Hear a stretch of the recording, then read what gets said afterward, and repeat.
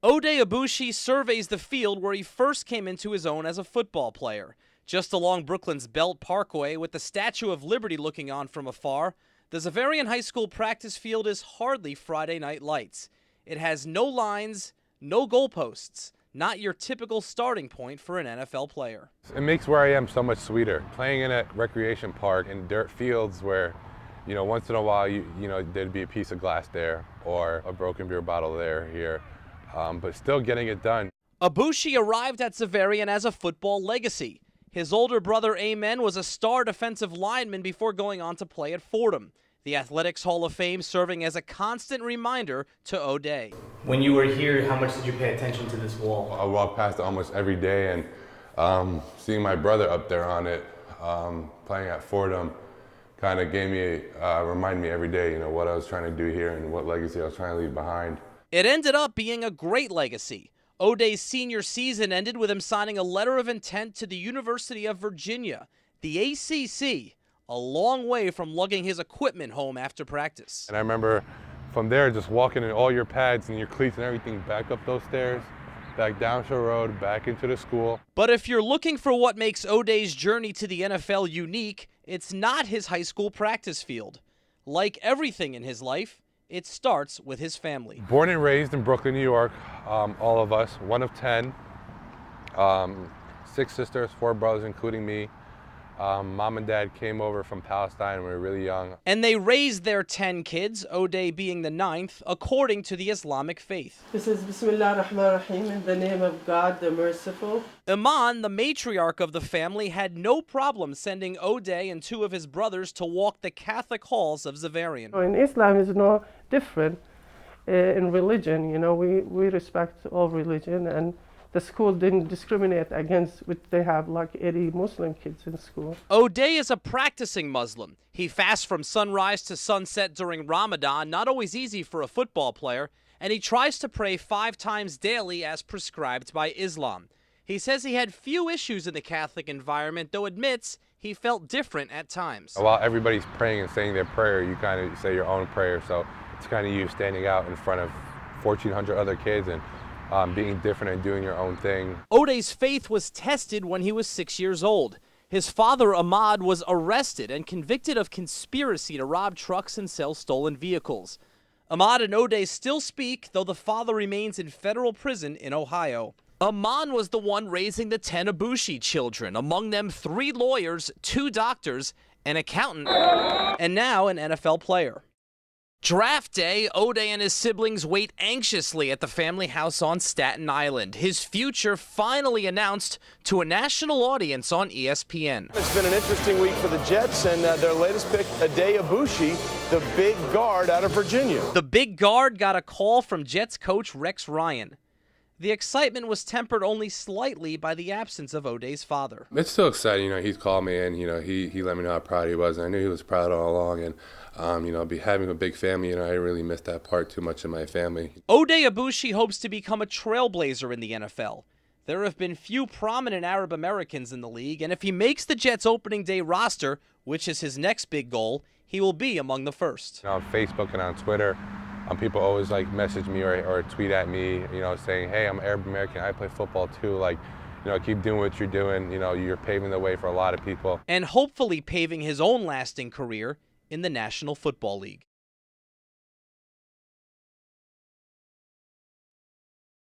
It's one of the fastest growing athletic trends in the country, military-style obstacle races, more commonly known as mud runs.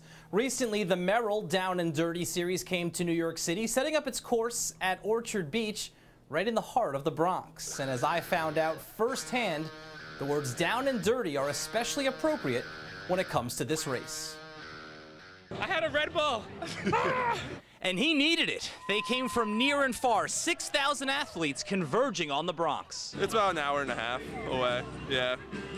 This is the closest it's gonna get, so that's why we drove all the way here. All for this, and this, and this. Just wallow around in it. Just enjoy it. You're gonna get dirty, just go all out. I'm pushing people out of the way, elbowing out of the way. Straight elbows, lots of elbows. Kids, don't matter. Just a lot of, don't matter. Get out of my way. Now, while these guys weren't worried at the start, there were plenty of others who were. Are you nervous? Yeah, I'm nervous. It's my first mud run, and I hope I do well. This particular event full of mud race veterans and some first-timers who had no idea what they were in for. I feel like I don't have much upper body strength, and I'm looking at that weird wall over there that I have to climb up. But hopefully it's really fun. That weird wall gave racers all sorts of problems, but so did the tubes running through the Long Island Sound, the rock wall, Almost there. and the mud. Oh, the mud. Did you think it was a little bit more than it needed to be? Yeah, I think I tried to go faster through it and it just splashed and I ate it. It was disgusting. The hardest part is probably the mud crawl. You're just tired at the end already. You get mud in your eyes, your nose, your mouth. You're swallowing it. But it's all fun anyway. What was the hardest part? The running. That's what everybody says. I found out to be the hardest part too. What was the hardest part for you? The hardest part was the tube. Was hard on the knees. Oh, the knees, right? Yeah, I felt that too. Of the obstacles, what was the toughest one? The soapy ramp. You thought that was tough? Yeah. It's hard to get a grip on the. Plus, it's the end of the race and everything. You're right? exhausted by then. So. I know. The sand next to on the beach. Oh, yeah, I know. Right at the end, too. And then you have to run through the water after that, right? But most of my fellow competitors agree this is a race worth running again. It was like a spa day. It wasn't bad at all, right? No, not at all. Would you do this again? Definitely. All right. Yeah, definitely do it. For this kind of glory, who wouldn't? Dan, it's always time to panic here in the Bronx. You know that. You know, seriously, though, Yankee fans who are nervous will point to this game as a microcosm for just how bad this season might be. A rough day for CC Sabathia and the pitching staff. Very little timely hitting from the lineup. But the message from the team afterward was that it's just one game in a very long 162-game season. With the win, the Bulls wrestle home court advantage away, so in order to win the series, the Nets must win at least one game on the road. Not a huge deal, as Brooklyn tied for the second-best road record in the Eastern Conference this season. Game 3 is Thursday night in Chicago. At Barclays Center, Pat O'Keefe, News 12 Brooklyn Sports. That's for sure, Alicia. It's a pretty weird feeling. You know, usually opening day is a day of extreme optimism, even for the worst Major League Baseball franchises. Yet right here in the Bronx, the Yankees, the team with 27 World Series championships, begins arguably its most uncertain season since before the players' strike of 1994. The pomp and circumstance of years past, the old-timers coming back, all of that overshadowed this year by the question, what exactly is this Yankees team? Well, here's what they don't have. 194 home runs hit by regulars in last year's lineup are not here to start the season.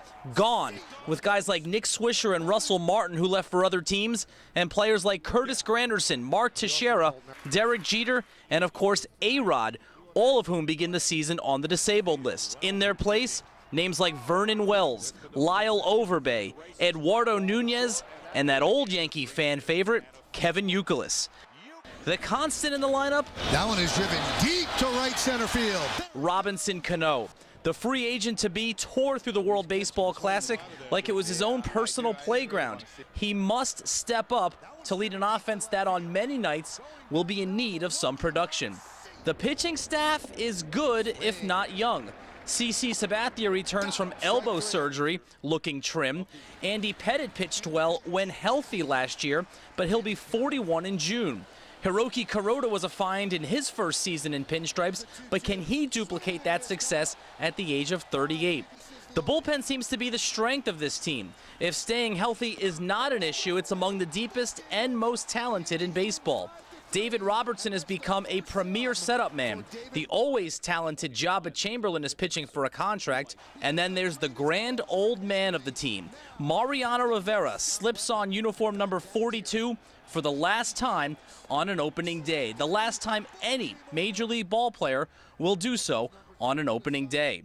On the one hand, the 43-year-old is an unknown, given his age and the fact that he's coming off a severe knee injury. On the other hand, find me someone who will bet against this guy. And maybe the Yankees-Red Sox rivalry isn't what it was 5 years ago, but we've got a star-studded pitching matchup. CC Sabathia for the Yanks against the Red Sox' John Lester, a matchup of all-star left-handers. It's opening day at Yankee Stadium. I'm Pat O'Keefe. Alicia, back to you.